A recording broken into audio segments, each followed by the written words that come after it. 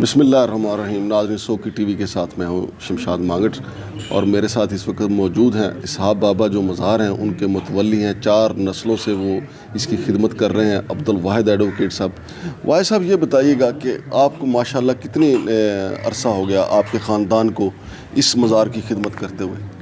تقریباً 200 سال ہو گئے. اچھا.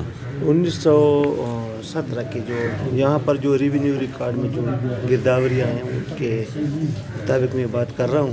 اچھا. تو ہمارے جو پوزیشن سے لینڈ پوزیشن ہمارے اس میں ہمارے بڑوں کے نام. اچھا. سیاگی بھی میرے خیال میں ہوں گے کیونکہ کافی عرصہ پہلے یہ گاؤں آباد ہوئی تھی، تو 200 سال تک یہ عرصہ پہنچتا ہے. تو آپ کی بنیادی ذمہ داری کیا ہے کہ اس کی کیا دیکھ بھال آپ کرتے ہیں؟ 3 خاندان آپ نے بتایا. ہم بس آج کل 3 گھر ہے اور میں سب سے بڑا رہ گیا ہوں. بڑے اللہ کو پیارے ہو گئے ہیں. ہماری سب سے زیادہ ذمہ داری یہاں ہے اپنے مہمانوں کی دیکھ بھال کرنا، ان کی سیکورٹی کو پائیدار بنانا. ہم نے یہاں پر چوکی بنائی ہے پولیس کی. اچھا. کے پولیس کی تعاون سے ہمیں چوکی دی گئی ہے. صحیح.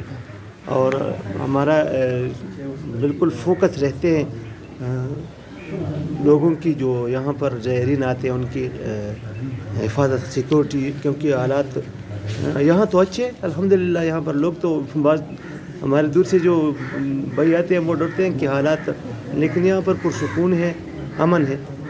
تو دوسری بات یہ کہ ہم ان کی طعام اور قیام کا انتظام ہمیں کرنا پڑتا ہے. اسٹے جب کرتے ہیں تو رات کو ہمارے پاس لحافیں پڑی ہوئی ہیں ان کمروں میں، اور مسجد ہے، مسجد میں ٹوائلٹس ہے، اور زنانوں کے لیے علیحدہ مسافر خانہ ہے. یہ 4 دیواری آپ کو نظر آ رہی ہے کہ پچھلی جانب جو ہے نا مسافروں کی جو ہماری خواتین بہنیں آتی ہیں مائیں، ان کی اسٹے کی جگہ ہے، ان کی ٹوائلٹس ہے. تو ہم نے پورا ارینج کیا ہوا ہے جس وقت کی ضرورت کے مطابق. الحمدللہ ہم کر رہے ہیں اور اب بھی کنسٹرکشن جاری ہے، انشاءاللہ اور بھی کریں گے. واحد بھائی، یہ مہمان جو ہیں وہ روزانہ کی بنیاد پہ آتے ہیں یا کوئی خاص دن ہے جس دن زیادہ ہوتے ہیں، یا روزانہ ہوتے ہیں؟ روزانہ ہوتے ہیں، لیکن میں نے جو پہلے آپ کو عرض کیا تھا کہ جمعرات کی رات جو ہے کافی رش ہوتی ہے. جمعے کے دن یہاں پر جمعے کی نماز پڑھائی جاتی ہے، تو سارے لوگ وہ جو نماز کے لیے اکٹھے ہو جاتے ہیں. دور دراز کے پشاور سے بھی لوگ آتے ہیں، چارسدے سے بھی. تو وہ ایک خاص اس میں اپنے لیے ایک خوشی یا سعادت محسوس کرتے ہیں کہ یہاں پر جمعہ کی نماز پڑھیں. واحد بھائی، یہ قبر بہت لمبی ہے، تو مختلف لوگ، میں نے تو وہاں پہ اسلام آباد کی مسجد میں جو ہمارے خطیب ہیں انہوں نے کہا یہاں 45 صحابہ جو ہیں وہ مدفون ہیں. تو یہ قبر کیوں اتنی لمبی ہے، کہ اس کی کیا وجہ؟ یہ اجتماعی قبر ہے. اچھا. ہم نے جو پہلے یہ جو جنگی ہوئے وہ بھی ہم نے دیکھی ٹی وی پر، اجتماعی قبریں دریافت ہوئے کہیں پر جو بوسنیا میں ہوئے. تو یہاں پر افغانستان میں بھی لمبی لمبی قبریں ہیں اصحابہ کی. میں آپ کی علم میں تھوڑا سا اضافہ کرتا چلوں کہ افغانستان کے مغرب میں شہدائے صالحین کی اجتماعی قبر 70 صحابہ ہیں وہاں افغانستان میں. شاید آپ کو بھی اس بارے میں علم بھی ہو. تو یہ اجتماعی قبر ہے. انہوں نے یہاں پر جو مقامی وہ لوگ تھے، میں تھوڑا سا اس میں دوبارہ اضافہ کروں کہ جو بدھ مت کا جو یہ علاقہ تھا، یہ گندھارا تہذیب کا جو یہ سارا بنتا ہے نا، ہاں جی، تو انہوں نے یہاں پر جنگیں لڑی اور یہاں پر اجتماعی قبر ان کی بن گئی اور شہادت پائی ہے. اچھا واحد بھائی، یہاں پہ جو حکومتیں آتی ہیں، کسی سیاستدان نے کوئی ذاتی دلچسپی لے کے بھی یہاں کوئی کام کروائیں؟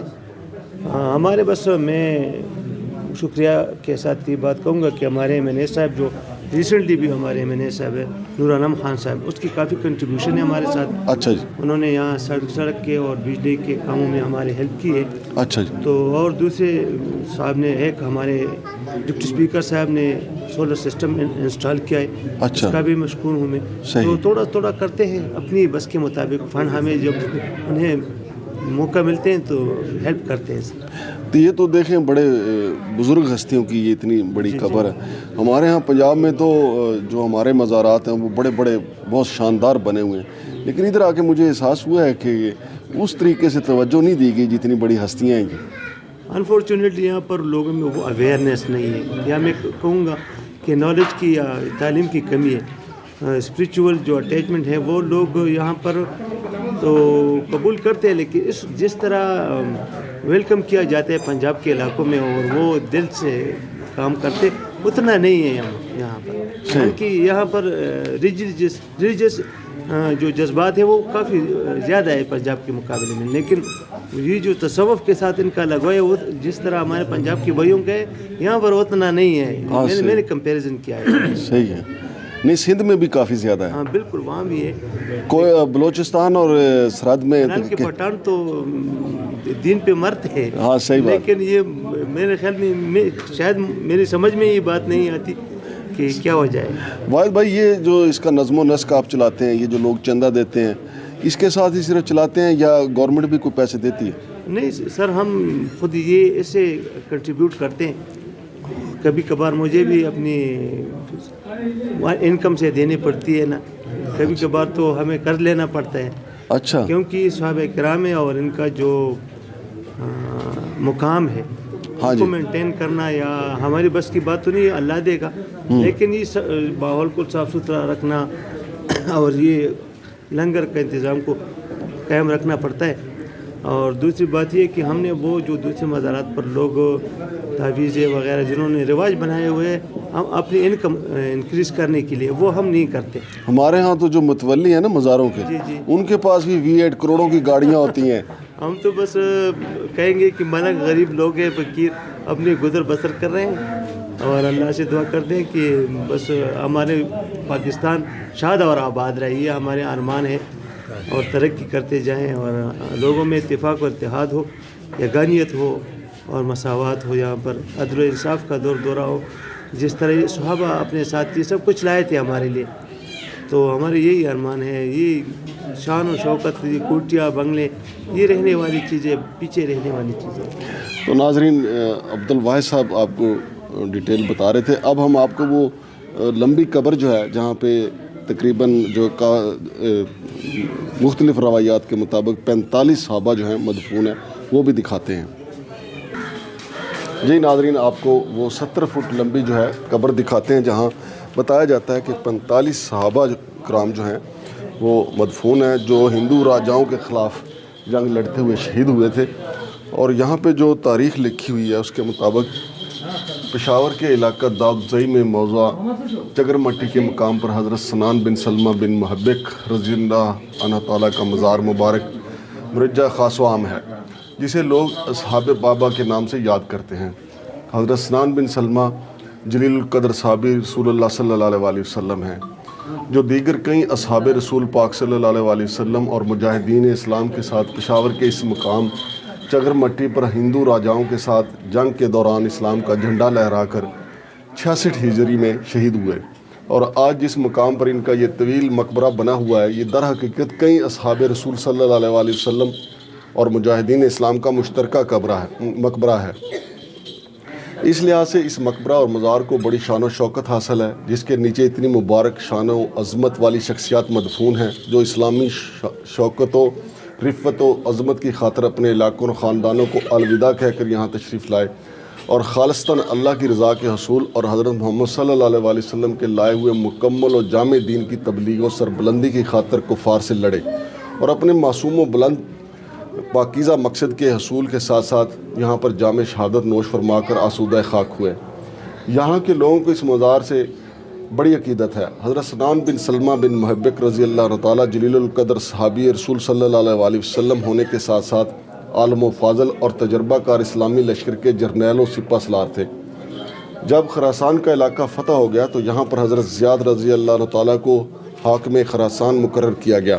یہ دور حضرت عثمان رضی اللہ تعالیٰ کا دور تھا، جنہوں نے اسلامی لشکر کو مختلف سمتوں میں روانہ کیا تھا۔ تمام اطراف کے اسلامی لشکروں کے سپہ سالاروں نے توحید کے پیغام کو چپا چپا تک پہنچانے کی خاطر زندگی اور موت کے مخمصے سے آزاد ہو کر ہر ملک ما است کے ملک خدائے ما است کے نظریے کے تحت اپنی جائے مولود سے کوسوں دور جا کر توحید کے جھنڈے گاڑے۔ انہی سپہ سالاروں میں اسلام کے ایک مجاہد جرنیل حضرت عبداللہ ابن سوار تھے، جو کلات کے مقام پر اپنے دیگر مجاہدوں اور غازیوں کے ساتھ شہید ہوئے۔ چنانچہ اس واقعے کے بعد 66 ہجری میں حاکم خراسان حضرت زیاد رضی اللہ عنہ تعالیٰ نے حضرت عبداللہ ابن سوار رضی اللہ عنہ تعالیٰ کے مشن کی تکمیل کی خاطر حضرت سنان بن سلمہ بن محبک رضی اللہ عنہ تعالیٰ کو اسلامی لشکر کا سپہ سالار بنا کر ہندوستان کے علاقوں کو فتح کرنے کے لیے روانہ کیا۔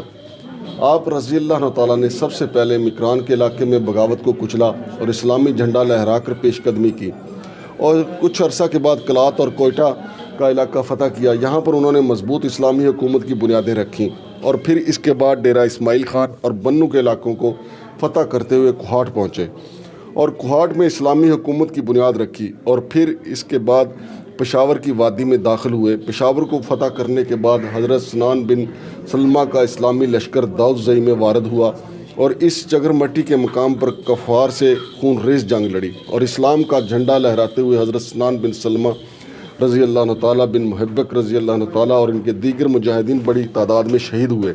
ان تمام شہداء کو یہاں پر دفن کیا گیا۔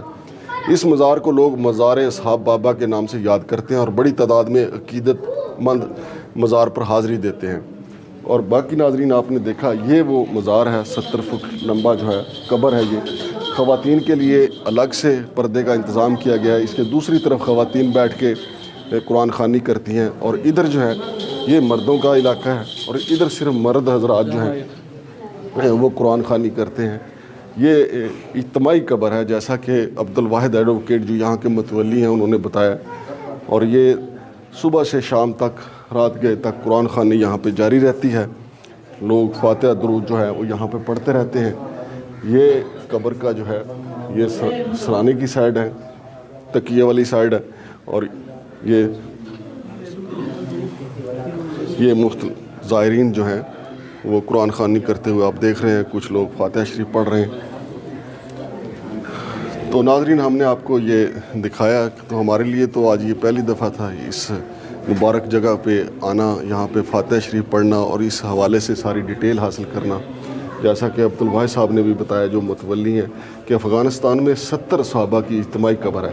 یہ 45 صحابہ کی بتائی جاتی ہے کہ یہاں 45 صحابہ جو ہیں دفن ہیں، ان کی یہ اجتماعی قبر ہے۔